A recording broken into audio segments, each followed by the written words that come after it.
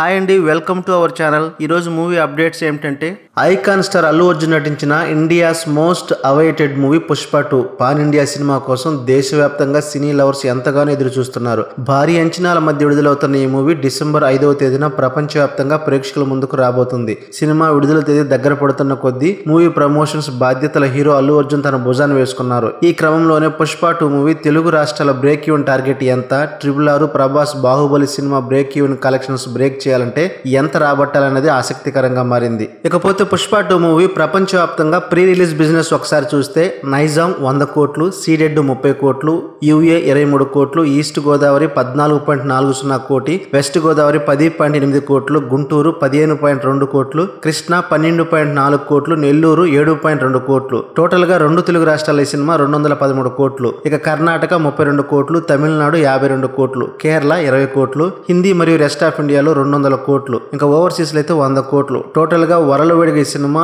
617 కోట్ల బిజినెస్ జరిగింది. మరి ఈ సినిమా బ్రేక్ ఈవెన్ కావాలంటే 620 కోట్ల షేర్ కలెక్షన్స్ రాబట్టి 1200 కోట్ల గ్రాస్ రాబట్టాలి. ఇంకా పుష్ప 2 మూవీ రెండు తెలుగు రాష్ట్రాల్లో బ్రేక్ ఈవెన్ సాధించాలంటే 212 కోట్ల షేర్ సాధించాల్సి ఉంటుంది. ఇంతకు ముందు RRR మూవీ మాత్రం 272 కోట్ల షేర్ సాధించి తెలుగు రాష్ట్రాల్లో టాప్ లో ఉంది. బాహుబలి 2 మూవీ తెలుగు రాష్ట్రాల్లో 204 కోట్ల షేర్ రాబట్టింది. ఇక నార్త్ ఓవర్సీస్ కలెక్షన్స్ కారంగా 1100 కోట్ల పైగా వసూలు సాధించిన కల్కి మూవీ మాత్రం రెండు తెలుగు రాష్ట్రాల్లో 200 కోట్ల మార్క్ కూడా అందుకోలేకపోయింది. ఇక రెండు తెలుగు రాష్ట్రాల్లో 212 కోట్ల షేర్ రావాలంటే కనీసం 350 కోట్ల గ్రాస్ వసూలు చేయాల్సి ఉంటుంది. ఇప్పుడున్న క్రేజ్కి తోడు రెండు తెలుగు రాష్ట్రాల్లో భారీగా రిలీజ్ అవుతుంది. దాదాపుగా 99% థియేటర్లో పుష్ప 2 మూవీ నడుస్తుంది. ఇంకా బాక్స్ ఆఫీస్ వద్ద పుష్పరాజ్ రూలింగ్ ఏ విధంగా ఉంటుందో, ఇంకా ఈ RRR బాహుబలి సినిమాల రికార్డును బ్రేక్ చేస్తుందో లేదో చూడాలి. ఈ వీడియో మీకు నచ్చినట్లయితే లైక్ చేయండి, షేర్ చేయండి, కామెంట్స్ పెట్టండి. ఇలాంటి మరిన్ని అప్డేట్స్ కోసం దయచేసి మన ఛానల్ని సబ్స్క్రైబ్ చేయండి.